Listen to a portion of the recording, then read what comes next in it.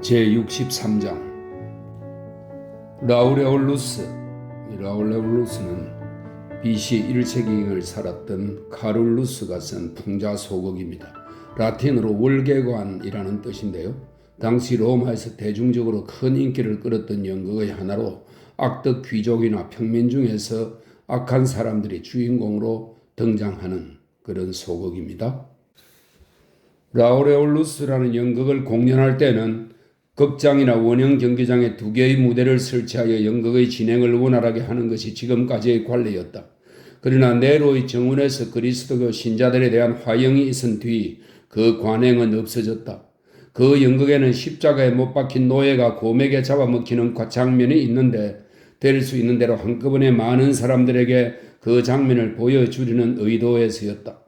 극장에서는 보통 곰의 가죽을 뒤집어쓴 배우가 연기했으나 이번에는 살아있는 곰을 등장시키기로 했다. 그것은 티겔리누스의 착상이었다.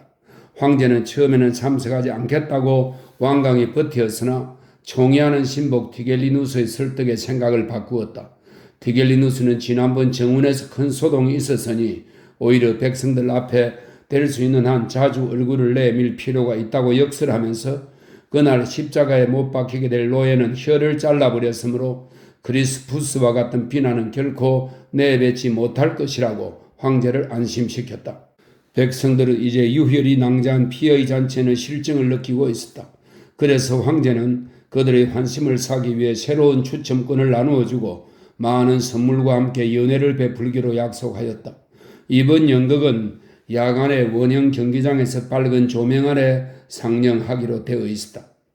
황혼역이 되자 원형 경기장에는 구경꾼들이 모여들어 이미 만원이 되었다. 티겔리누스를 필두로 조신들도 전원 참석했다. 그들은 연극을 보러 온 것이 아니라 지난번 소동 이후 황제에 대한 충성심을 드러내기 위해서 그리고 무엇보다 온 로마 시내에 소문이 자자한 킬로의 일이 궁금해서 온 것이다. 그들은 귓속말로 소곤대기 시작했다. 그날 밤 정원에서 궁궐로 돌아간 후 황제는 비분 감기에서 밤새도록 한숨도 못 자고 무섭고 흉측한 악몽에 시달리더니 다음날 아침 일찍 아카이아로 떠나겠다고 했다는 것이다. 그러나 어떤 이들은 그 사실을 부인하면서 그보다는 정원의 소동 때문에 황제가 그리스도 교도에 대해 전보다 더 혹독한 형벌을 가할 것이라고 말하기도 했다. 몇몇 겁이 많은 자들은 킬로가 군중의 앞에서 황제에게 정면으로 가한 비난이 최악의 결과를 낳게 될 것이라고 추측하기도 했다. 그런가 하면 인정에 호소하여 더 이상의 박해는 중지해달라고 티겔리누스에게 부탁하는 사람도 있었다. 당신들의 한 짓이 어떤 결과를 초래하고 있는지 보란 말이오.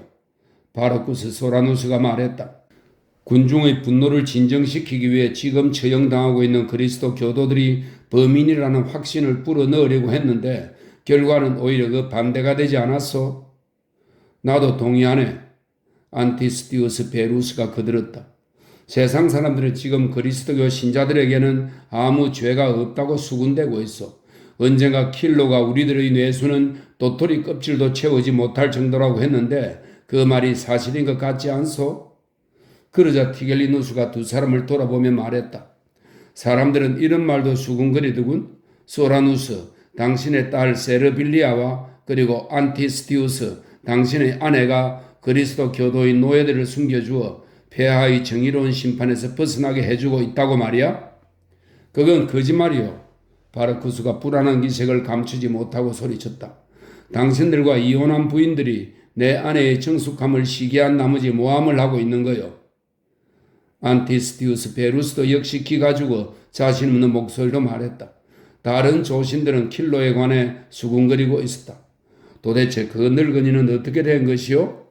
에프리우스 마르켈루스가 말했다. 그놈이 제 손으로 그리스도 교도들을 티겔리누스에게 넘겨준 게 아니었소? 비천한 몸이 부자가 되어 편안히 일생을 마칠 수 있게 되었고 죽으면 화려한 장례식을 치러주고 무덤에 기념비까지 세워줄 텐데 왜 그렇게 경거망동했을까?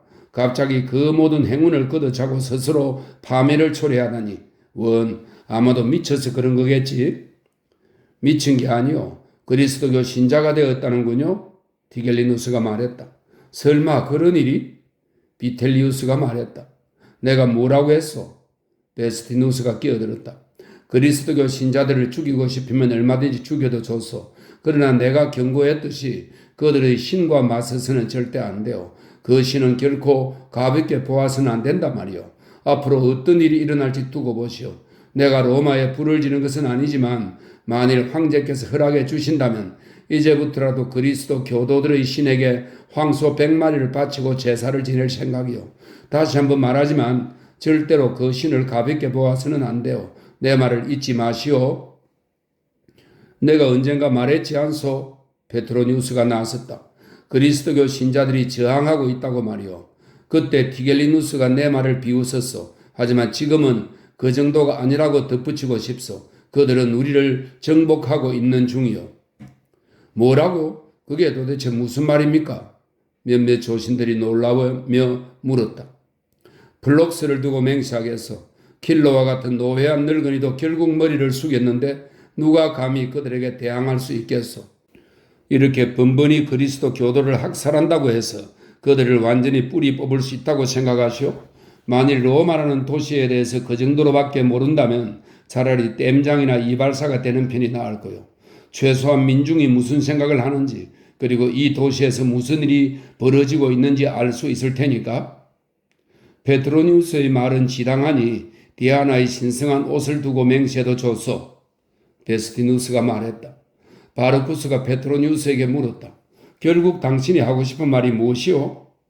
당신들이 처음 꺼낸 말이 바로 내 결론이요. 이제는 피비린내라면 모두들 진저리를 친다는 말이지?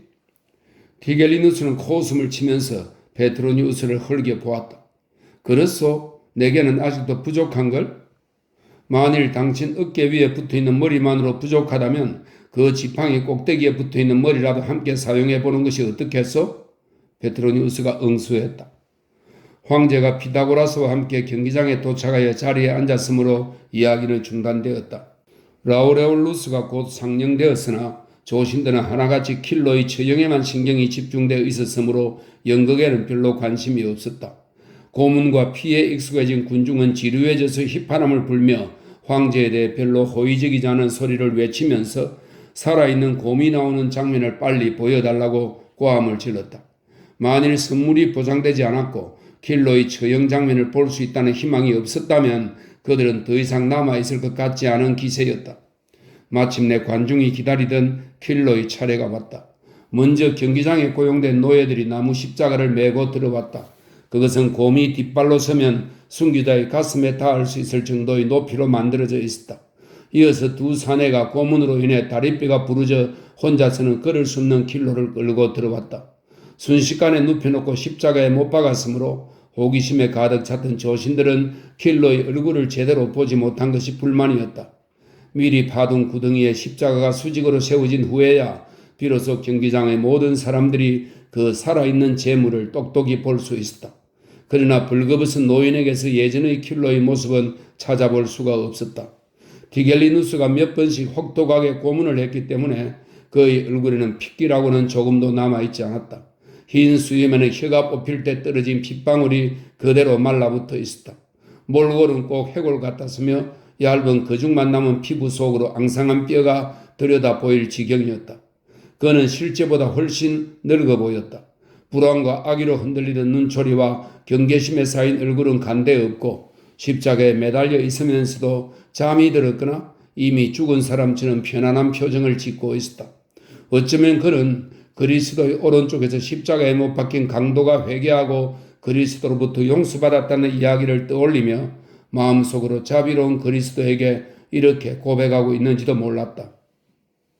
주님, 저는 독불레처럼 사람들을 물어뜯으며 평생을 비참하게 살아왔습니다. 저는 늘 굶주렸고 남에게 짓밟히고 매맞고 모욕을 당하며 살았습니다. 저는 늘 가난하고 불행했습니다. 지금도 저들은 저를 고통 속에 몰아넣고 이렇게 십자가에 못 박아 놓았습니다. 그러나 자비로우신 주님, 당신께서는 부디 죽음의 순간에 저를 저버리지 말아 주십시오. 회개하고 뉘우치는 킬러의 영혼에 평화가 찾아들었다는 것은 누가 보아도 분명히 알 수 있었다. 아무도 웃지 않았다. 십자가에 매달린 이 노인에게서 고요하지만 범접하지 못할 경건한 기운이 흐르고 있었기 때문이다. 비록 늙고 무기력하며 나약해 보였지만 그 겸허하고 진실한 태도는 연민을 불러일으키지 않을 수 없었다. 많은 사람들이 곧 죽게 될 사람을 무엇 때문에 저처럼 괴롭히고 십자가에 매달기까지 했을까 하고 자문하고 있었다. 군중은 말이 없었다. 조신들 틈에서 베스티누스가 좌우를 살피면서 급에 질린 소리로 저 사람이 어떻게 죽어가는지 보시오 하고 속삭였다. 관중은 어서 곰이 등장해서 이 처절한 구경거리가 되도록 빨리 끝나기를 바라고 있었다. 드디어 곰 한 마리가 느릿느릿 모래밭으로 걸어 나왔다. 곰은 그 커다란 머리를 숙인 채 이리저리 흔들며 무엇인가를 찾는 것 같았다. 그러다가 십자가에 매달린 벌거벗은 몸뚱이를 보자 어슬렁어슬렁 그 앞으로 다가가 앞발을 들고 일어섰다. 그러나 곧 앞발을 내려놓더니 그대로 십자가 밑에 웅크리고 앉았다.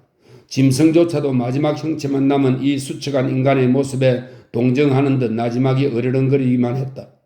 노예들이 곰을 부추기며 고함을 찔러댔지만 관중은 물을 끼얹은 듯 조용했다. 킬로는 천천히 머리를 들어 관중석을 둘러보았다. 문득 그의 시선이 경기장의 맨 윗줄 어느 한 곳에 멈추더니 붙박인 듯 꼼짝도 하지 않았다. 킬로의 가슴은 부풀어 올랐다. 순간 관객들을 놀라게 하는 감동적인 일이 일어났다. 그의 얼굴에 밝은 미소가 떠올랐으며 이마에는 불꽃과 같은 광채가 서렸다. 하늘을 향해 크게 지켰던 두 눈에서 눈물이 천천히 볼을 타고 흘러내렸다. 그리고는 숨을 거두었다. 벼랑간 관중 맨 위쪽 장막 아래에서 한 사내의 낭낭한 목소리가 들려왔다. 순교자들에게 평화가 있으라. 원형 경기장은 무거운 침묵에 휩싸였다. 제64장 황제의 정원에서 치러진 인간 횃불의 볼거리가 끝나고 나자 감옥은 이제 거의 텅 비게 되었다. 동방에서 온 새로운 종교를 믿는다는 혐의가 있는 사람은 계속 잡아들였지만 이제는 금거되는 사람도 점차 줄어서 마지막 구경거리를 만드는 데 필요한 최소한의 인원을 겨우 확보할 수 있을 정도였다. 사실 시민들은 피투성이의 경기에 식상했으며 희생자들의 불가사의한 태도를 보면서 점차 불안해하기 시작했다. 미신을 믿는 베스티누스가 품고 있던 것과 비슷한 두려움이 수많은 시민들 사이에 퍼졌다. 그리스도교 신자들이 믿는 신이 로마에 복수를 할 것이라는 소문은 점점 더 기승을 부리기 시작했다. 감옥에서 발생한 열병은 온 도시에 퍼져 사람들의 두려움을 더욱 부채질했다. 시내에는 장례식 풍경이 자주 눈에 띄었다. 시민들은 이 미지의 신의 노여움을 풀기 위해서는 새로운 속죄의 제물이 필요하다고 거듭 주장했다. 각 신전에서는 주피터와 리비티나에게 제물을 바쳤다. 티겔리누스와 그의 일당들이 온갖 노력을 기울였음에도 불구하고 시간이 흐를수록 로마는 황제의 명예에 의해 불탄 것이고 그리스도 교도들은 아무 죄도 없이 학살당하고 있다는 소문이 점점 확산되었다. 그럼에도 불구하고 네로와 티겔리누스는 그리스도 교도에 대한 박해를 절대로 멈추려고 하지 않았다. 민심을 안정시키기 위해서 곡식과 포도주, 올리브 배급에 관한 새로운 법령이 속속 공포되고 소유자의 부담을 크게 경감시켜 주택의 재건을 용이하게 하는 법령과 차후의 화재를 예방하기 위한 도로의 확장과 건축 자재에 관한 조례도 마련되었다. 황제는 친히 원로원 회의에 참석하여 의원들과 함께 민중과 도시의 복지에 대해 여러 가지 사항들을 의논하였다. 그러나 감옥에 갇힌 사형수들에게는 아무런 배려도 없었다. 세계 위에 군림하고 있는 네로이지만 지금은 죄가 없는 사람들이 이처럼 참혹한 형벌을 받을 리가 없다는 확신을 시민들에게 심어주는 것이 급선무였다.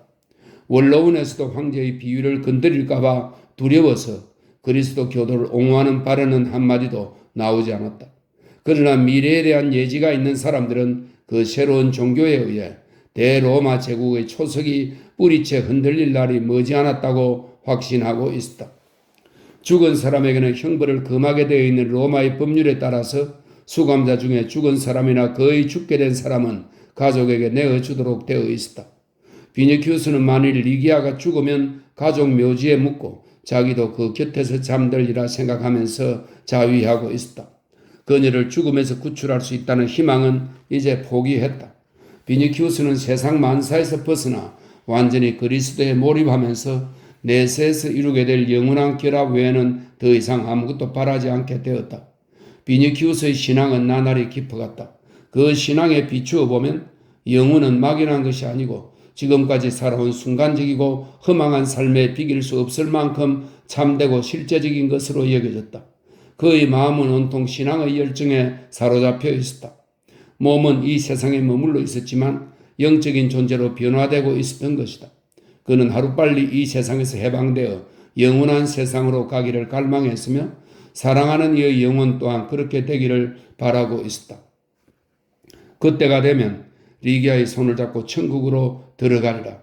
그곳에서 두 사람은 그리스도의 축복을 받으며 찬란하게 밝아오는 새벽처럼 고요하고 평화로운 빛 속에서 영원히 함께 살 수 있으리라. 비니키우스는 그리스도께 오직 한 가지만을 기도했는데 그것은 리기아가 경기장에서 순환을 당하지 않고 옥중에서 편히 눈을 감게 해달라는 청원이었다. 그때가 되면 비니키우스 자신도 리기아와 함께 죽으리라고 각오하고 있었다. 수많은 신자들이 무참하게 흘린 피의 홍수를 보면서 리기아만 살아남기를 바라는 것은 허용되지 않는다고 생각하게 되었다. 베드로와 바오로 사도들 또한 자기들도 언젠가는 순교하지 않으면 안 된다고 말하지 않았는가? 십자가에 매달려 죽은 킬로를 보면서 비니키우스는 고통 중의 죽음도 평화로울 수 있음을 확신하게 되었다. 그래서 그는 이 서글프고 힘겨운 운명에서 벗어날 수 있도록 하루빨리 죽음이 자기들 두 사람에게 찾아오기를 바라고 있었다. 때로는 무덤 저편 내세의 삶이 실감되는 순간도 있었다. 그는 영혼에 드리웠던 슬픔과 고통에서 벗어나 속세를 초월한 평화로운 신의 뜻에 자신들의 운명을 맡기고 싶었다. 전에는 강물의 흐름을 거슬러 올라가려고 애써 몸부림쳤지만 지금은 흐르는 물에 순순히 몸을 맡기는 것이 영원한 평화에 이르는 길임을 깨닫게 된 것이다.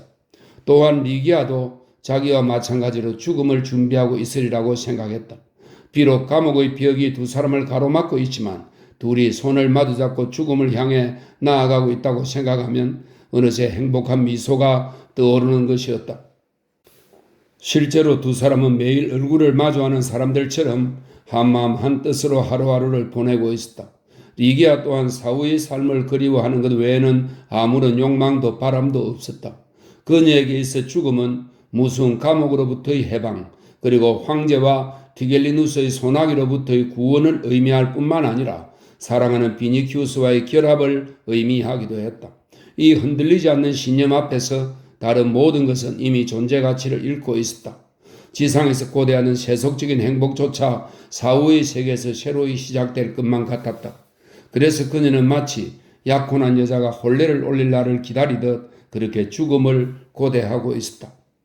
결국 수천 명의 그리스도교 신자들을 무덤 저편으로 데리고 간 거대한 신앙의 물결은 우르수스에게도 밀어닥쳤다. 그는 오랫동안 리기아가 죽게 된다는 사실을 인정할 수가 없었다. 그러나 원형 경기장과 황제의 정문에서 벌어졌던 참혹한 형벌에 대한 소식이 속속 감옥 안으로 전해지면서 죽음은 이제 모든 그리스도교 신자들에게 피할 수 없는 공동체적인 운명이라는 사실을 깨달았다. 더욱이 그 죽음이 지상의 온갖 세속적인 행복을 초월한 축복이라는 것을 알게 되면서 그 축복을 리기아에게만은 베풀지 마시고 꼭 필요하다면 오랜 세월이 지난 후에 그렇게 해 주십사고 기도했던 자신이 부끄럽게 생각되었다.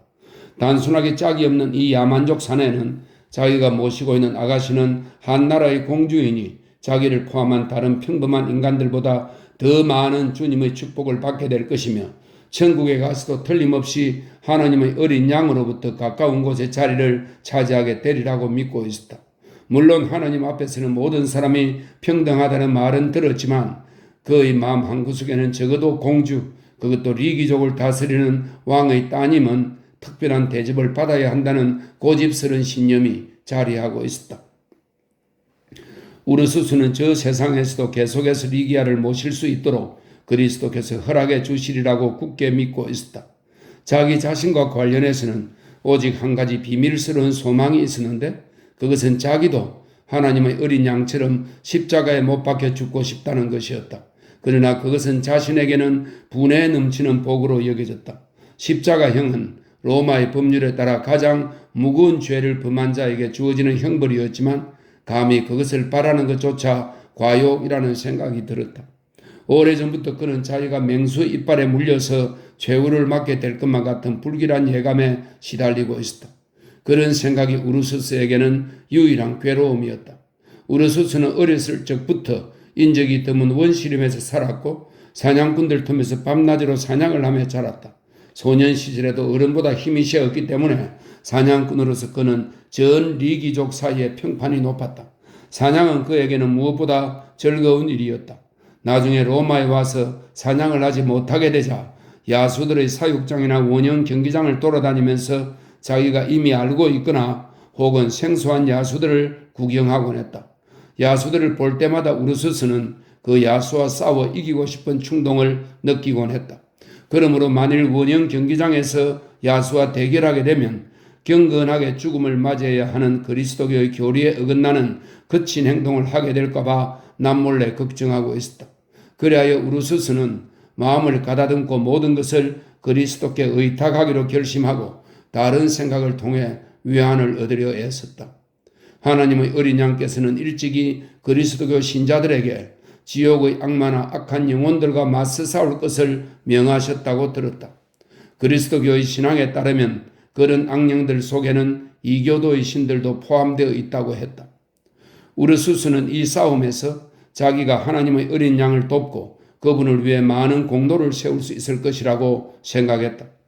자기의 영혼이 다른 순교자들의 영혼에 못지않게 강인하다는 굳은 믿음이 있었던 것이다. 우르수스는 하루 종일 기도하며 갇혀있는 형제들이 뒷바라지에 힘썼고 때로는 간수들을 도와주기도 했다.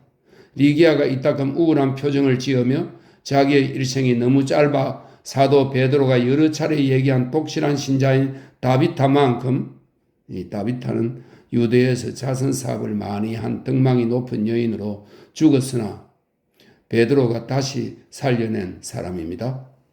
다비타만큼 선행을 베풀지 못하고 죽는 것이 유감이라고 말할 때는 그녀를 성심껏 위로하기도 했다.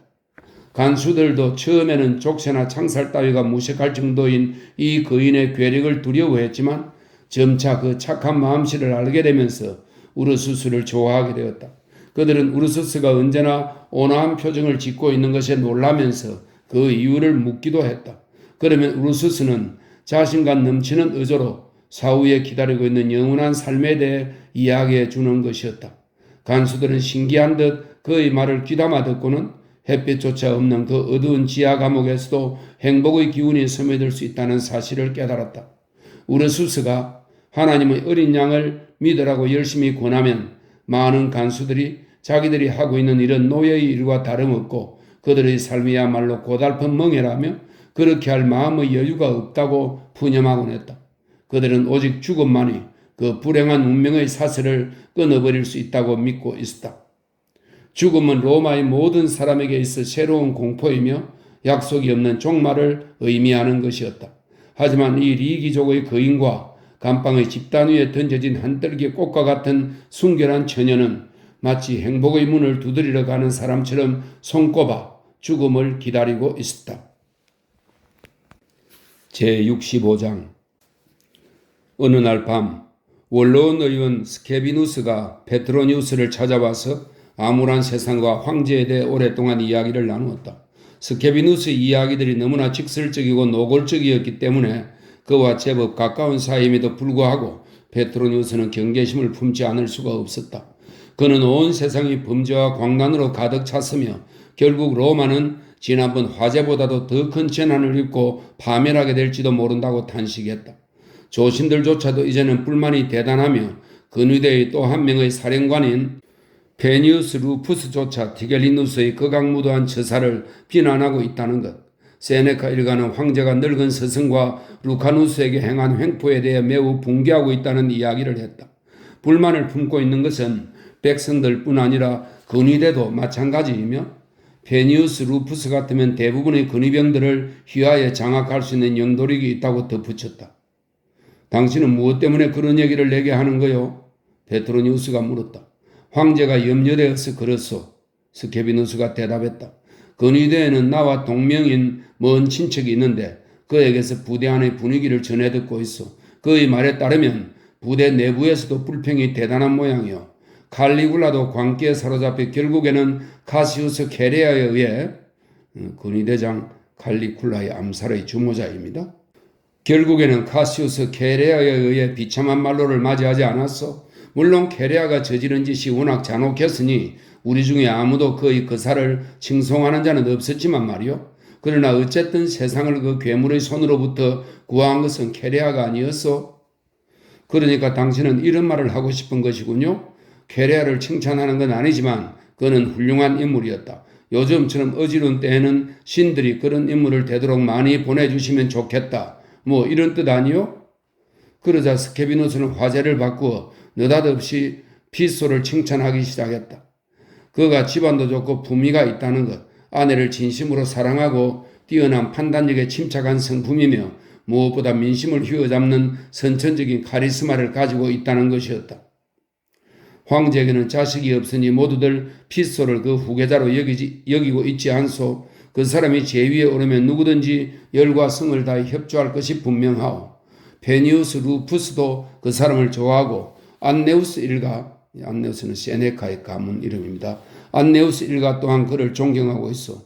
플라우티우스 라테라누스와 툴리우스 세네키오도 그를 위해서라면 죽음도 마다하지 않을 거요. 그 밖에도 나탈리스, 수브리우스 플라비우스, 술피키우스 아스페르, 아프라니우스 킹크티아누스, 게다가 베스티누스 같은 사람들도 모두 그의 편이지요. 스케비누스가 말했다. 당신이 마지막에 말한 사람은 피소에겐 별로 쓸모가 없을 것 같은데 그는 자기 그림자를 보고도 겁을 낼 사람이지 않소? 페트로니우스가 말했다. 베스티누스가 꿈이나 유령을 무서워하는 것은 사실이요. 스케비누스가 말했다.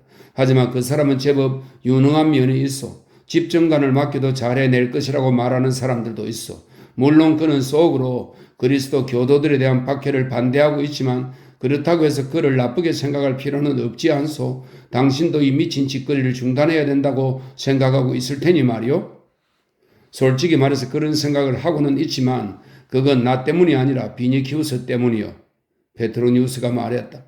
나는 비니키우스를 위해 어떤 처녀를 구해주고 싶은데 뜻대로 잘 안 되는군요. 아무튼 나는 붉은 수염의 눈밖에 나서니까요. 무슨 말을 그렇게 하시오? 황제가 요새 당신에게 가까이 다가가려고 하고 또 당신과 이야기를 나누고 싶어 한다는 것을 눈치채지 못했소. 내가 그 이유를 말해주겠소. 황제는 또다시 아카이아로 가서 그리스로 지은 자작시를 낭송하려고 하고 있소. 황제는 이번 여행에 큰 기대를 가지고 있지만 그리스인들로부터 조롱이나 받지 않을까 노심초사하고 있지요. 대성공이 아니면 대실패가 될 것이라고 생각하는 모양이요. 그래서 누군가 자기를 위해 적절히 자문해 줄 사람이 필요한데 이럴 때 당신보다 더 훌륭한 조언자가 또 어디 있겠소? 그러니 당신이 다시 총애를 받을 수밖에 없지 않겠소? 그런 일이라면 나 대신 루카누스도 얼마든지 할 수 있어. 붉은 수염은 루카누스를 미워하고 있으니 마음속으로는 이미 사형 선고를 내렸을 것이 분명하오. 다만 적절한 구실을 찾지 못했을 뿐이지. 붉은 수염은 항상 명분을 중요시하니까 루카누스도 서두르지 않으면 큰일을 당하고 말 것이오. 페트로니우스가 의미심장한 미소를 띄우고 말했다. 카스토르를 두고 맹세하건대 당신 말이 옳을지도 모르지요. 하지만 나는 황제의 총애를 받을 수 있는 그보다 빠른 다른 방법을 알고 있어. 어떤 방법이요? 당신이 지금 내게 말한 것을 붉은 수염에게 모두 고해 바치는 거요. 뭐라고? 내가 무슨 말을 했다고 그러시오? 스케비누스가 당황하며 말했다. 페트로니우스는 상대방의 어깨에 손을 얹으며 말했다. 당신은 황제를 미친 사람이라고 했어. 그리고 다음번 제위에 오를 사람이 피소라는 말도 했고 루카누스 또한 서두르지 않으면 큰일을 당할 거라고도 했어.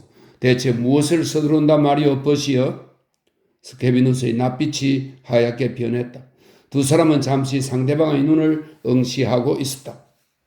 당신 설마 일러 바치지는 않겠죠? 키프루스 여신의 엉덩이를 두고 맹세하지만 나는 고자질 따위는 결코 하지 않는 사람이요. 역시 당신은 나를 잘 보았어. 나는 아무것도 듣지 않았고 또 듣고 싶지도 않소.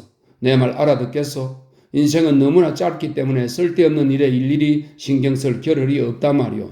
다만 당신에게 한 가지 부탁이 있어. 오늘 중으로 티겔리누스를 찾아가서 당신이 오늘 이곳에서 보낸 시간만큼 그 집에 머물면서 무슨 내용이라도 상관없으니 그와 이야기를 나누도록 하시오. 그건 또 무엇 때문이요?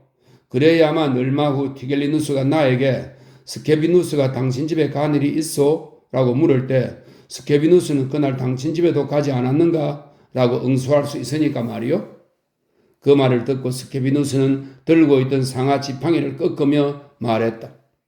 모든 불길한 징조가 이 지팡이와 함께 다 사라지기를.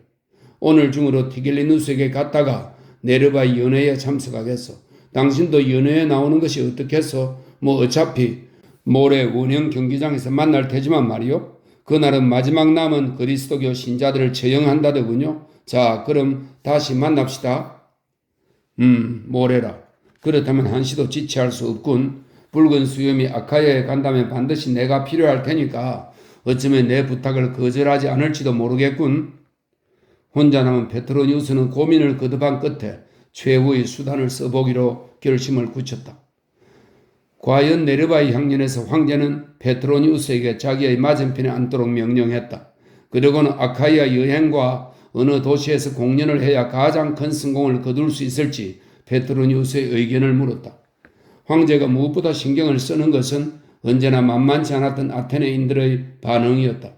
다른 조신들은 두 사람이 주고받는 이야기에 열심히 귀를 기울이고 있었다. 페트로니우스의 견해를 잘 기억해 두었다가 나중에 그것을 자기의 발상인 것처럼 황제에게 말하기 위해서였다. 짐은 여태까지 살았어도 헛살아온 것 같은 느낌이 든다. 네로가 말했다. 짐은 그리스에 가서 다시 태어나리라. 폐하께서는 그리스에서 불멸의 영광을 차지하실 것입니다. 페트로니우스가 대답했다. 짐도 그렇게 되리라고 믿고 있다. 아폴로가 짐을 시기하지 않았으면 좋겠는데 성공을 거두고 돌아오면 지금까지 그 어떤 신도 받아본 적이 없을 만큼 훌륭한 황소 100마리를 아폴로에게 제물로 바칠 작정이다. 이 말을 듣고 스케비누스는 호라티우스의 시구를 낭송했다. 키프루스의 전능한 여신과 헬레네의 형제들, 반짝이는 별들, 바람의 아버지가 그들을 고이 인도하리니. 배는 이미 네아폴리스에 정박하고 있다. 짐은 내일이라도 당장 떠나고 싶구나. 황제가 말했다. 그러자 페트로니우스가 몸을 일으켜 네로의 두 눈을 지그시 쳐다보며 말했다. 폐하, 그 전에 결혼식의 피로인을 개최하고 폐하를 귀빈으로 초대하고 싶사오니 부디 허락해 주십시오. 결혼 피로연? 누가 결혼한다는 말이냐? 네로가 물었다. 비니키우스와 폐하의 인질인 리기왕의 딸과의 결혼입니다. 그 처녀는 지금 감옥에 있습니다만 원칙대로 하면 인질인 이상 수감시킬 수 없는 법입니다. 뿐만 아니라 폐하께서는 그 처녀와의 결혼을 비니키우스에게 친히 명령하신 바 있습니다. 폐하의 명령은 제우스 신의 결정처럼 돌이킬 수 없는 확고한 것입니다. 리기아를 석방시키라는 음명만 내려주신다면 신랑인 비니키우스에게 보내도록 하겠습니다. 페트로니우스의 냉랭하고 자신만만한 말투가 네로를 당황하게 했다. 그가 이런 투로 말을 하면 네로는 항상 안절부절 못했다. 그래, 알고 있다. 네로는 눈을 내리깔며 말했다. 짐도 마침 그 리기 처녀와 크로톤을 목졸라 죽였다는 그인에 대해 생각하고 있는 중이었다. 그럼 두 사람 모두 구제받은 것이로군요. 페트로니우스가 차분하게 말했다. 그때 옆에 있던 티겔리누스가 황제를 돕기 위해 끼어들었다. 그 처녀는 폐하의 어명으로 투옥된 거요. 페트로니우스, 당신 입으로 직접 말하지 않았소? 폐하의 결정은 돌이킬 수 없는 확고한 것이라고. 비니키우스와 리기아의 사연을 잘 알고 있고 지금 벌어지고 있는 일이 어떤 의미를 가지고 있는지도 잘 아는 조신들은 입을 다문 채 이 긴박한 대화가 어떻게 끝날지 궁금해하며 귀를 곤두세우고 듣고 있었다. 티겔리누스, 그 처녀가 투옥된 것은 당신이 만민법을 몰라서 실수를 저질렀기 때문이요. 너그러우신 폐하의 뜻에 전적으로 어긋나는 처사였소. 페트로니우스는 한마디 한마디에 힘을 주어 말했다. 당신이 좀 모자란다는 것은 누구나 다 아는 사실이지만 그렇다고 그 처녀가 로마를 불태웠다고 주장하지는 못할 것이요. 설사 그렇게 우긴다고 해도 폐하께서는 결코 당신의 말을 믿지 않으실 거요. 네로는 이미 정신을 가다듬고 있었다. 그는 근시인 두 눈을 반쯤 감고서 만민의 심술궂은 표정을 짓고 말했다. 페트로니우스의 말이 맞다. 티겔리누스는 깜짝 놀라 네로를 쳐다보았다. 페트로니우스의 말이 맞아. 네로는 같은 말을 다시 한번 되풀이했다. 내일 그 처녀를 위해 감옥 문을 열겠다. 피로연에 관해서는 이틀 후에 경기장에서 상의하도록 하지. 또 지고 말았구나. 페트로니우스는 생각했다. 집으로 돌아오면서 페트로니우스는 이미 리기아의 생명에 종말이 왔다는 확신을 갖게 되었다. 이튿날 페트로니우스는 신뢰하는 해방노예를 원형 경기장에 보내어 시체 안치소의 감독을 만나 리기아의 시체를 인도하는 문제를 매듭 짓도록 했다. 리기아의 시신이라도 잘 보존하여 비니키우스의 손에 넘겨주고 싶었기 때문이었다. 제66장 야간 경기는 전에는 극히 드물었고 어쩌다 특별한 경우에만 행해졌으나 네로의 시대에 와서는 한밤의 구경거리가 금투장이나 원형 경기장에서 열리는 것이 관행이 되었다. 야간 경기는 조신들에게 특히 인기가 있었는데 경기가 끝난 후 성대한 연회와 술잔치가 벌어져 다음날 아침까지 계속되곤 했기 때문이다. 군중은 이제 유일이 낭자한 광경에는 식상해 있었지만 구경거리도 막바지에 이르렀고 또 마지막 남은 그리스도 교도들이 한밤의 구경거리에서 모두 죽게 된다는 소문이 퍼지자 다시 구름처럼 원형 경기장으로 몰려들었다. 조신들도 이번에는 다른 경기와는 달리 황제가 비니키우스를 괴롭히기 위해 친히 구상한 비극적인 구경거리라는 것을 잘 알고 있었으므로 한 사람도 빠짐없이 참석했다. 디겔리누스는 청년 호민관의 약혼녀에게 어떤 형태의 형벌이 내려질 것인가에 대해 철저하게 비밀에 붙였다. 그래서 사람들의 궁금증은 더욱 컸다. 전에 아울루스가에서 리기아를 본 적이 있는 사람들은 관람석에 앉아 리기아가 절세의 미녀라는 얘기를 꺼냈다. 과연 오늘 밤 리기아를 경기장에서 볼 수 있을지 미심쩍게 생각하는 사람들도 있었다. 네르바의 저택에서 열린 연회에서 황제가 페트로니우스에게 한 대답은 리기아가 풀려나게 될 것이라는 의미로 단순하게 해석할 수도 있었다. 아니 벌써 풀려나서 비니키우스에게 보내졌을 것이라고 추측하는 사람도 있었다. 리기아가 인질인 이상 자기가 원하는 신을 숭배하는 것은 자유이며 게다가 만민법에 의하면 인질을 벌하는 것을 금하고 있다는 페트로니우스의 말이 옳기 때문이다. 관중은 모두 흥분과 기대, 호기심에 사로잡혀 있었다. 황제는 여느 때보다 일찍 경기장에 도착했다. 황제가 자리에 앉자 사람들은 아무래도 오늘 밤 구경거리는 정말 볼만할 것이라고 수군거렸다. 그것은 황제가 디겔리누스와 바티니우스 외에 거대한 체구와 괴력으로 소문난 백인 대장 카시우스를 거느리고 왔기 때문이다.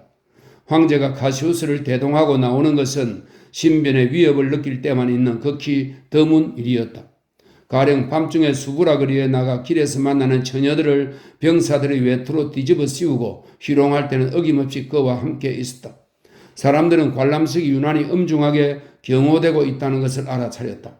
경비를 담당한 근위대 병사들의 수가 평소보다 훨씬 많았고 더구나 그들의 지휘관은 백인 대장이 아니라 평소에 황제의 맹목적인 충신으로 알려진 호민관 수브리우스 플라비우스였기 때문이다. 비니키우스가 절망한 나머지 혹시 돌발적인 행동을 하지 않을까 우려해서 미리 경계하고 있는 것이 분명했다. 관중은 그 사실을 눈치채고 더욱 흥미를 갖게 되었다. 모든 사람들의 시선은 이 불행한 연인에게 집중되었다. 비니키우스의 얼굴은 몹시 창백했으며 이마에서는 식은 땀이 흐르고 있었다. 그 또한 관객들과 마찬가지로 다가올 리기아의 운명에 대해서는 전혀 아는 바가 없었으나 삼엄한 경계를 보고 새삼스럽게 불안과 공포를 느꼈다. 이 나라의 구경거리에 대해서 아무것도 모르는 것은 페트로니우스도 마찬가지였다.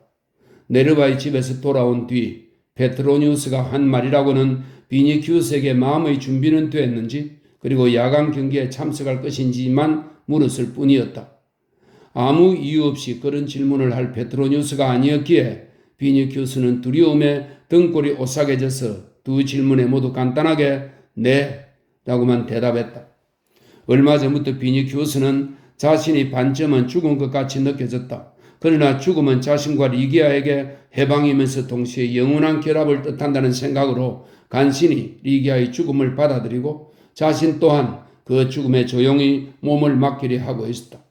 하지만 다른 먼 곳에서 최후의 순간을 평화로운 잠이라고 받아들이는 것과 목숨보다 귀중한 사랑하는 연인이 고통에 몸부림치는 광경을 두 눈으로 지켜보는 것은 엄연히 다른 일이었다. 그러자 간신히 가라앉혔던 온갖 불안과 공포가 다시 그의 내부에서 고개를 들기 시작했다. 그 어떤 대가나 희생을 감수하고서라도 반드시 리기아를 구출하고 싶다는 욕망이 불현듯 엄습해왔다. 비니키우스는 새벽부터 경기장의 지하 감방으로 달려가서 하루 종일 그 앞을 서성거리며 리기아가 그 안에 있는지 없는지를 확인하려 했다. 하지만 문마다 근위대가 철통같이 지키고 있었다. 상부에 은명이 있었으므로 안면에 있는 병사조차도 비니키우스가 건네는 돈을 받으려 하지 않았고 그의 부탁에 귀를 기울이지도 않았다. 비니키우스는 너무 불안한 나머지 구경거리가 시작되기도 전에 자기가 먼저 죽어버릴 것만 같았다. 아직도 그는 리기아가 경기장에 없을지도 모르고 그런 걱정은 다 부질없는 것일지도 모른다는 한 가닥 희망을 버리지 못했다. 그는 그 희망의 모든 것을 걸고 있었다. 그리스도께서 리기아를 감옥에서 꺼내주시지는 않았지만 그래도 경기장에서 치욕을 당하도록 그대로 내버려 두시지는 않을 것이라고 자신을 다 이르기도 했다. 이미 오래전부터 모든 것을 그리스도께 의탁하고 순명하기로 결심했지만 이렇게 지하 감방의 문턱에서 밀려나 무력하게 경기장의 자기 자리로 돌아오고 나니 그의 가슴은 천갈래 만갈래로 찢어지는 것 같았다. 자신에게 집중되고 있는 호기심에 찬 눈초리를 보면서 그는 상상도 못할 참상이 벌어질 것 같아 가슴이 서늘해졌다.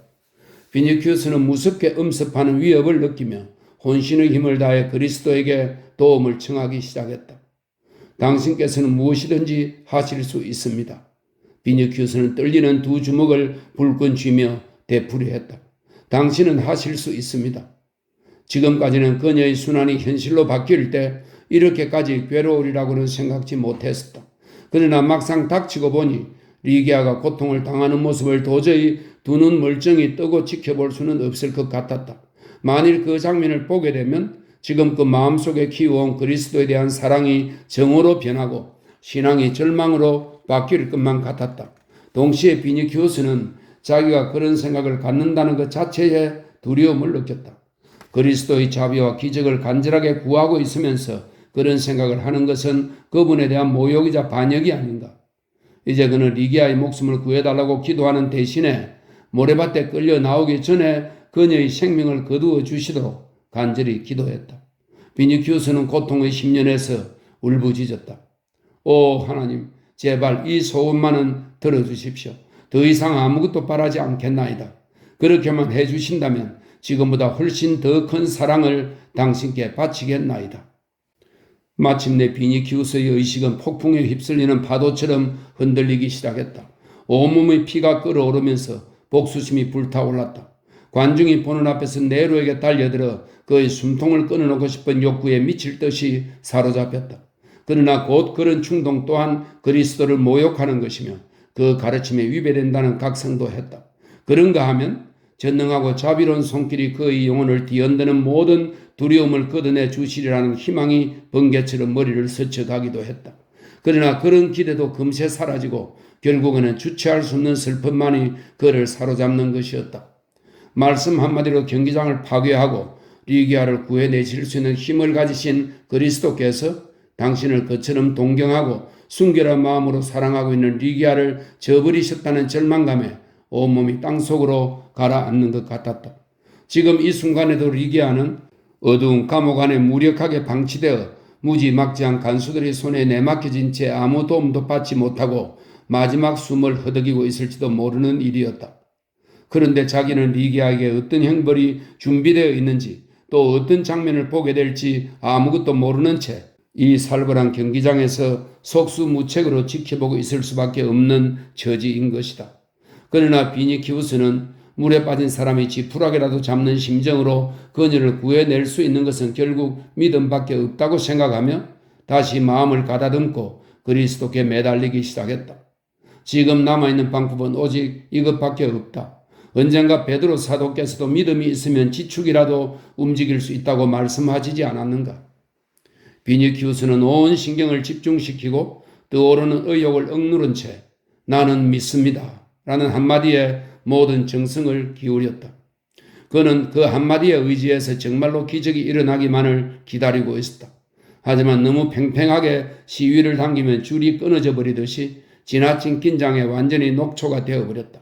그의 얼굴은 시신처럼 창백했으며 온몸이 뻣뻣하게 굳었다. 문득 그는 자기의 소원이 이루어져 이대로 죽는 것이 아닌가 하는 생각이 들었다. 그렇다면 필경 리기아도 세상을 떠났을 것이며 마침내 그리스도께서 두 사람을 거두어 주시리라는 생각이 들었다. 모래밭도 흰 토가를 입은 수많은 관중도 수천 개의 등불과 횃불도 일시에 그의 눈앞에서 사라졌다. 그러나 그 무력감은 오래 지속되지 않았다. 잠시 후 비니키우스는 눈을 번쩍 떴다. 아니, 스스로 정신을 차렸다기보다는 기다림에 지친 관중의 발 구르는 소리에 자기도 모르게 눈이 떠진 것이다. 몸이 좋지 않은 모양이구나. 집으로 돌아가는 것이 좋겠다. 베트로니우스는 황제가 무엇라고 하든 개의치 않겠다는 듯 벌떡 일어서서 비니키우스를 부축하여 밖으로 데리고 나가려 했다. 그는 비니키우스가 가엾어서 견딜 수 없었으며 황제가 에메랄드 구슬을 눈에 대고 비니키우스 쪽을 바라보면서 희죽거리는 것을 보자 우라가 치밀었다. 어쩌면 황제는 비니키우스의 고뇌를 소재로 비장한 시를 써서 사람들의 가르침을 받으려는 심산인지도 몰랐다. 비니키우스는 고개를 내저었다. 비록 경기장에서 죽는 한이 있어도 회피할 수는 없었던 것이다. 게다가 경기가 곧 시작되려 하고 있었다. 바로 그때 로마시의 총독이 붉은 수건을 흔들자 그것을 신호로 황제가 앉아있는 귀빈석의 맞은편에 있는 커다란 철문이 열렸다. 그러자 어둠 속에서 대낮처럼 환히 불을 밝힌 경기장 안으로 우르수스가 걸어 나왔다. 그이는 갑자기 밝은 곳으로 나와서 눈이 부신 듯 잠시 눈을 끔뻑거리며 경기장 한복판으로 걸어 나와 자기의 상대가 누구인지를 찾으려고 주위를 둘러보았다. 조신들도 관중의 대부분도 이 거인이 크로톤을 목졸라 죽인 장사라는 것을 알고 있었으므로 그가 나타나자 장내는 술렁거리기 시작했다. 로마에도 보통 선수들보다 체구가 큰 금투사가 여럿 있었지만 우르수스와 같은 거인을 시민들은 지금까지 본 적이 없었던 것이다. 귀빈석에서 황제의 뒤에 서 있는 가시우스조차도 이 리기인에 비하면 어린아이와 같이 왜소하게 보였다. 원로원 의원도 베스타 여제사도 황제도 조신들도 관중도 금투 경기를 사랑하는 애호가의 시선으로 우르수스의 통나무 같은 허벅지와 두 개의 방패를 이어붙인 것 같은 두툼한 가슴, 헤라클레스처럼 건장한 두 팔뚝을 넋을 잃고 바라보았다. 관중의 술렁거리는 소리는 점점 높아져 갔다. 로마 사람들에게는 그처럼 훌륭한 근육을 자랑하는 장사가 경기장에서 결사적으로 격투를 벌이는 것을 구경하는 것이 세상에 둘도 없는 즐거움이었다. 이제 수군거림은 환호성으로 변했으며 저런 거인을 탄생시킨 종족은 대체 어떤 종족일까 하는 호기심으로 관중이 온통 들썩거렸다. 벌거벗은 채 경기장 한가운데 서 있는 우르수스는 인간이라기보다는 돌로 깎은 거인상 같았고 얼굴에는 야만족 특유의 애수의 표정이 깃들어 있었다. 모래밭에 자기 외에는 아무것도 없는 것이 이상하다는 듯이 어린애와 같은 천진한 푸른 눈을 들어 관중석과 황제 그리고 지하실로 통하는 철문을 번갈아 보면서 형을 집행할 박해자가 나타나기를 기다리고 있었다. 모래밭으로 나오면서 어쩌면 십자가가 자기를 기다리고 있을지도 모른다는 희망에 우르수스의 순진한 마음은 잠시 설레었다. 그러나 십자가도 없고 그것을 묻을 구덩이도 없는 것을 확인하고는 자기는 그런 복을 누릴 만한 사람이 못 된다고 체념하면서 다른 방법, 아무도 맹수의 발톱에 찢겨 죽을 수밖에 없다는 생각에 절망스러웠다. 무기도 가진 것이 없으니 하나님의 어린 양을 섬기는 사람답게 순순히 평화롭게 죽어야겠다고 다짐했다. 그는 마지막으로 구세주께 기도할 생각으로 모래밭에 무릎을 꿇고 두 손을 모은 다음 고개를 들어 별이 반짝이는 하늘을 우러러보며 기도하기 시작했다. 관중은 우르수스의 그런 태도가 마음에 들지 않았다. 양떼처럼 얌전히 죽어가는 그리스도교 신자들에게는 신물이 나 있었으므로 거인이 싸우지 않는다면 구경거리는 맥이 빠질 수밖에 없었던 것이다. 여기저기서 휘파람과 야유가 터져 나오기 시작했다. 싸우기를 거부하는 금투사를 채찍으로 몰아내는 마스티고 포러스를 내보내라고 소리치는 자도 있었다. 그러나 소란은 오래가지 않았다. 이 거인의 상대가 무엇인지 또 죽음에 직면한 순간에도 그가 싸움을 포기하고 그대로 기도만 하고 있을지는 알 수 없는 일이었기 때문이었다. 군중은 더 이상 기다릴 필요가 없었다. 벼랑간 나팔 소리가 울리더니 황제의 귀빈석 맞은편에 있는 철창이 열리면서 맹수 조련사들의 고함 소리가 들려오기 시작한 것이다. 동시에 괴물과도 같은 게르마니아산 들소가, 이 게르마니아산 들소는 오록스라고 불리는 코끼리에 버금가는 크기의 거대한 유럽산 들소입니다. 지금은 거의 멸종되었다고 합니다. 게르마니아산 들소가 머리 위에 여자의 나신을 얹고 모래밭을 향해 쏜살같이 달려나왔다. 아, 리기야, 리기야. 비니키우스는 관자놀이 부근의 머리카락을 두 손으로 쥐어 뜯으며 날카로운 창에 찔린 사람처럼 몸을 활처럼 구부리고는 인간의 것이라고는 믿을 수 없는 괴상한 쇳소리를 내면서 울부짖었다. 믿습니다. 믿습니다. 그리스도여 기적을 베풀어 주십시오. 그때 옆에 있던 페트로니우스가 자신의 토가를 비니키우스의 머리에 덮어주었다. 비니키우스는 죽음이 닥쳤거나 고통 때문에 눈앞이 캄캄해진 줄로만 알았다. 아무것도 볼 수 없었고 보려고 하지도 않았다. 무시무시한 허탈감이 엄습했고 머릿속에는 아무 생각도 남아있지 않았다. 그저 실성한 사람처럼 같은 말만 되풀이하고 있을 뿐이었다. 믿습니다. 믿습니다. 믿습니다. 경기장 안이 갑자기 조용해졌다. 조신들은 일제히 자리에서 일어났다. 모래밭에서 놀라운 광경이 벌어진 것이다. 겸허하게 죽음을 기다리고 있던 리기족의 사나이가 사나운 짐승의 뿔에 묶여있는 자신의 공주를 보자 불에 댄 사람처럼 벌떡 일어나 등을 낮추고 미친 듯이 날뛰는 야수를 향해 돌진한 것이다. 순간 관중은 경악하여 짧은 탄성을 질렀다. 그러나 금세 입을 다물었다. 리기인이 눈 깜짝할 사이에 흥분한 들소에게 덤벼들어 두 손으로 그 뿔을 잡았기 때문이었다. 보아라. 페트로니우스는 비니키우스의 머리에 씌웠던 토가를 벗겼다. 비니키우스는 몸을 일으켜 경기장의 모래밭을 둘러보았다. 그의 얼굴은 백지장처럼 하얗게 발해했으며 완전히 얼이 빠져 눈앞에 펼쳐진 장면을 제대로 분간하지 못하고 있었다. 모두들 숨을 죽였다. 경기장 안은 파리의 날개짓 소리가 들릴 정도로 조용했다. 관중은 자기들의 눈을 믿을 수 없었다. 건국 이래 이런 광경은 일찍이 본 적이 없었기 때문이었다. 리기족 사나이는 버둥거리는 들소의 뿔을 꽉 붙잡고 있었다. 두 발은 복사뼈까지 모래밭 속에 파고들었고 잔등은 팽팽한 활처럼 둥글게 휘어져 있었다. 머리는 두 어깨 사이에 파묻히고 두 팔에는 힘줄과 근육이 붉어져 나와 금방이라도 터질 것만 같았다. 그이는 그 자리에 계속 버티고 서서 들소를 꼼짝 못하게 누르고 있었다. 사람과 들소가 꼼짝도 하지 않자 관중은 마치 돌에 새긴 헤라클레스와 테세우스의, 이 테세우스는 그리스 신화 속의 아테네의 왕입니다. 크레타 섬의 미궁에 들어가 미노타우루스를 죽인 영웅입니다. 관중은 마치 돌에 새긴 헤라클레스와 테세우스의 씨름 장면을 보는 것 같았다. 얼핏 보기에는 꼼짝도 않고 있는 것처럼 보이지만 자세히 살펴보면 사람과 야수는 지금 죽느냐 사느냐의 사투를 벌이며 무섭게 대결하고 있다는 것을 알 수 있었다. 들소의 다리도 우르스소의 발처럼 점점 모래 속으로 깊이 박히고 검은 틀로 뒤덮인 거대한 몸뚱이 역시 공처럼 둥그렇게 움츠러들었다. 어느 쪽이 먼저 지쳐 쓰러질 것인가? 싸움에 열중한 관중에게는 지금 그 순간이 자기들의 운명이나 로마의 세계제패보다도 더 중요한 의미를 지니고 있었다. 그 리기인은 이제 로마인들의 눈에는 동상을 세워 숭배할 만한 신과 같은 존재로 보였다. 황제가 벌떡 일어섰다. 우르수스의 괴력에 대한 소문을 듣고 오늘의 구경거리를 마련한 것이 바로 황제와 티겔리누스였다. 그들이야말로 모멸과 농담을 섞어 크로톤을 죽인 그 힘센 놈을 특별히 고른 무서운 들소와 경기장에서 맞붙게 하자는 계획을 세운 장본인들인 것이다. 그러나 지금 눈앞에서 펼쳐지고 있는 광경을 보고 그들은 너무 놀란 나머지 그것이 현실이라는 것을 믿을 수가 없었다. 구경꾼들 중에는 두 팔을 쳐든 채 조상처럼 굳어버린 사람도 있었고 또 마치 자기가 들소와 싸우기라도 하는 듯 이마에 진땀을 뻘뻘 흘리며 지켜보는 자들도 있었다. 경기장 안은 등불이 타는 소리와 횃불에서 불똥이 떨어져 내리는 소리 외에는 아무것도 들리지 않았다. 구경꾼들은 손에 땀을 쥐고 말을 잊었다. 그들의 심장만이 터질 듯이 고동치고 있었다. 그 싸움은 그대로 영원히 계속될 것 같았다.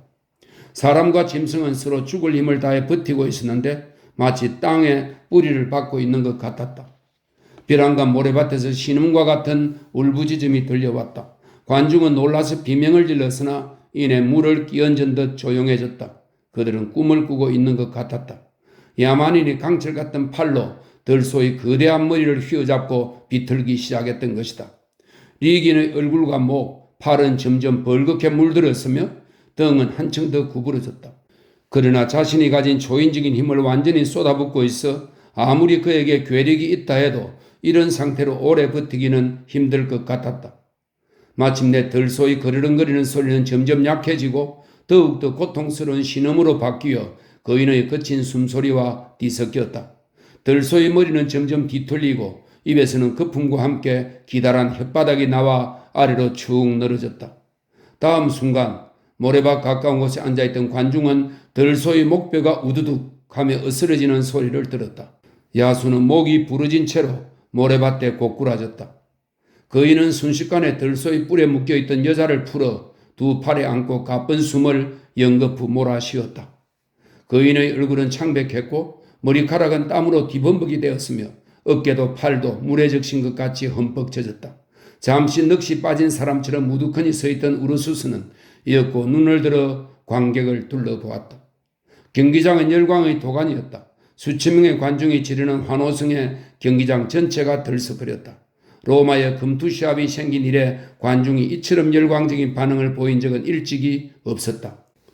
관람석의 윗줄에 앉아있던 사람들이 들소를 쓰러뜨린 그 초인적인 장사를 자세히 보기 위해 아래로 쏟아져 내려오는 바람에 좌석 사이의 통로에서는 소동이 일어났다. 여기저기서 그를 용서하라는 단언이 터져 나오기 시작하더니 그 소리는 점점 집요하고 열렬하게 이어져 마침내 하나의 커다란 함성이 되었다. 그 거인은 이제 건강한 체구와 힘을 무엇보다 찬미하는 로마 사람들의 총화가 되어 로마 제1의 영웅으로 떠올랐다. 우르수스는 군중이 자기에게 생명과 자유를 돌려주라고 요구하고 있다는 것을 알아차렸다. 그러나 지금 그에게 절실한 것은 자기의 생명을 구하는 일이 아니었다. 우르수스는 주위를 둘러본 다음 황제가 앉아있는 귀빈석 앞으로 다가가 두 팔에 안고 있는 여자의 몸뚱이를 흔들어 보이면서 간절한 애원의 눈길을 보냈다. 그는 마치 이렇게 말하고 있는 듯 했다. 이분에게 자비를 베풀어 주십시오. 이분을 구해 주십시오. 내가 싸운 것도 바로 이분을 구하기 위해서입니다. 관중은 즉시 거인이 무엇을 원하는지 알아차렸다. 우르수스의 거대한 팔에 안겨있어 조그만 어린애처럼 보이는 가냘픈 처녀가 정신을 잃고 있는 모습을 보자 군중도 기사들도 원로원 의원들도 감동했다. 석고로 빚어놓은 듯한 희고 섬시한 몸매, 의식을 잃고 축 늘어진 가련한 모습, 거인의 힘에 의해 아슬아슬하게 피하게 된 절체절명의 위기, 그리고 비할 데 없는 그녀의 아름다움과 거인의 간곡한 청혼에 모든 사람들이 감명을 받은 것이다. 그들 중에는 아버지가 딸을 위해 선처를 구하는 것으로 생각하는 사람도 있었다. 갑자기 사람들의 마음속에 연민의 정이 불길처럼 타올랐다. 그들은 이미 피해도 실증하고 죽음에도 질렸으며 고문에도 는드리가 났던 것이다. 어떤 이들은 눈물까지 흘리면서 두 사람의 구명을 요구했다. 그동안 우르수스는 처녀를 팔해하는 채 모래밭을 한 바퀴 돌면서 눈짓과 몸짓으로 그녀를 살려달라고 호소했다. 그때였다. 비니큐스가 벌떡 일어서서 관람석과 모래밭 사이의 울타리를 뛰어넘어 리기아에게 달려가서 자기의 토가로 그녀의 벌거벗은 몸을 감쌌다. 그러고는 튜닉을 찢어 앞가슴을 드러내고 아르메니아의 전쟁 때 입은 상처를 보여주었다. 비니큐스는 관중을 향해 두 손을 높이 쳐들었다. 그동안 수없이 많은 경기가 있었지만 군중의 흥분이 이처럼 한꺼번에 폭발한 적은 없었다. 그들은 발을 구르며 악을 썼다. 지금까지 구명을 요구하던 외침은 어느덧 위협적인 소리로 바뀌었다. 사람들은 이제 초인적인 힘을 지닌 장사뿐만 아니라 그와 함께 있는 처녀와 젊은 군인을 구하기 위해서, 그리고 비니키우스와 리기아 두 사람의 사랑을 지켜주기 위해서 한 마음이 되어 골기하고 있었다. 수천 명의 관중이 움켜쥔 주먹을 거칠게 휘두르면서 분노에 찬 눈길로 황제를 노려보았다. 그러나 황제는 주저하면서 선뜻 결단을 내리지 못하고 있었다. 특별히 비니큐스를 미워하고 있었던 것도 아니고 리기아의 죽음이 절실한 것도 아니었다. 다만 처녀의 몸뚱이가 들소의 뿔에 받치거나 야수의 발톱에 갈기갈기 찢기는 광경을 보고 싶었던 것이다. 네로의 잔인성과 저급한 상상력, 타락한 욕망은 그런 기괴한 구경거리에서 변태적인 쾌감을 느꼈던 것이다. 그런데 지금 군중이 그 기쁨을 자기에게서 빼앗으려 하고 있다. 네로의 살찐 얼굴에 노기가 떠올랐다. 그는 자존심 때문에 도저히 백성의 뜻에 굴복할 수가 없었다. 그러나 태어날 때부터 겁이 많은 성격으로 인해 군중의 요구를 거절할 용기는 더더욱 없었다. 네로는 조신들 중에 혹시라도 죽음을 선고한다는 뜻으로 엄지손가락을 아래로 내리는 자가 없는가 하고 주위를 둘러보았다. 페트로니우스는 엄지손가락을 위로 세운 채 도전하듯이 그를 쏘아보고 있었다. 미신가답게 흥분을 잘하는 베스티누스 또한 유령은 무수해도 산 사람은 두려워하지 않았으므로 구명의 신호에 호응하고 있었다. 그 밖에 원로운 의원, 스케비누스, 네르바, 툴리우스 세네키오, 유명한 노장 오스토리우스 스카풀라, 안티스티우스와 피소, 베투스, 크리스피누스, 미누키우스 테르무스, 폰티우스 텔레시누스 등이 찬성을 표했으며 백성들 사이에서 가장 존경받고 있는 트라세아스도 가세했다. 이 광경을 보자 황제는 경멸과 정오의 기색을 내비치면서 에메랄드 구슬을 눈에서 떼었다. 그러자 평소에 무슨 수를 쓰든지 페트로니우스만은 누르고 싶었던 티겔리누스가 황제에게 몸을 굽히며 말했다. 폐하, 성나가지 마십시오. 폐하의 뒤에는 근위대가 있습니다. 네로는 근위대의 지휘관이며 자신의 맹목적인 충신이자 고지식한 성품으로 유명한 수브리우스 플라비우스 쪽을 돌아다 보았다. 그런데 이게 웬일인가? 늙은 호민관 역시 눈물을 글썽이며 숙연한 얼굴로 엄지손가락을 위로 올리고 있었던 것이다. 마침내 참고 참았던 군중의 분노가 폭발했다. 그들은 함성을 지르며 난폭하게 발을 굴러댔다. 흥분한 군중이 발을 구를 때마다 먼지가 뿌옇게 일어나 경기장 전체를 뒤덮었다. 그 함성 속에서 간간히 붉은 수염, 제 어미를 죽인 놈, 방화범 하는 고함 소리가 들려왔다. 네로는 깜짝 놀랐다. 경기장에서는 관중이 정권을 쥐고 있었다. 예전의 황제들, 특히 칼리굴라 같은 자가 때때로 민중의 뜻에 반하는 결정을 내린 적이 있었지만 결국 그 때문에 폭동이 일어났고 피비린내 나는 참사로 이어지기도 했던 것이다. 네로는 그렇게 되고 싶지 않았다. 그는 배우로서 또 가수로서 백성들로부터 열렬한 박수갈채를 받고 싶었다. 또한 원로원 의원과 귀족들의 세력을 견제하기 위해서라도 민중을 자기 편에 두어야 했다. 특히 로마의 대화재 이후에는 모든 방법을 다 동원하여 민심을 수습하고 그들의 분노를 그리스도 교도들에게 돌리려고 애를 써왔다. 그래서 지금 더 이상 관중의 뜻을 거스리려 하다가는 돌이킬 수 없는 결과를 초래할 뿐이라고 판단했다. 만일 경기장에서 폭동이라도 발생하면 그것은 도시 전체로 걷잡을 수 없이 확산될 수도 있었다. 네로는 다시 한번 수브리우스 플라비우스와 원로원 의원 스케비누스의 친척으로 그와 이름이 같던 백인 대장 스케비누스 그리고 근위대 병사들을 둘러보았다. 모두가 미간을 찌푸리고 험상궂은 얼굴로 자기를 응시하고 있었다. 결국 네로는 마지못해 엄지손가락을 위로 올려 구명의 신호를 보낼 수밖에 없었다. 우레와 같은 갈채가 관람석의 위쪽에서 아래쪽까지 울려 퍼져 온 경기장을 뒤흔들었다. 관중은 비로소 죄수들이 생명을 건졌다는 것을 확신하고 만족스러워했다. 그 순간부터 리기아와 우르스스의 생명은 민중의 보호를 받게 되었으며 황제조차 그들에게 안갚음을 할 수가 없게 되었다.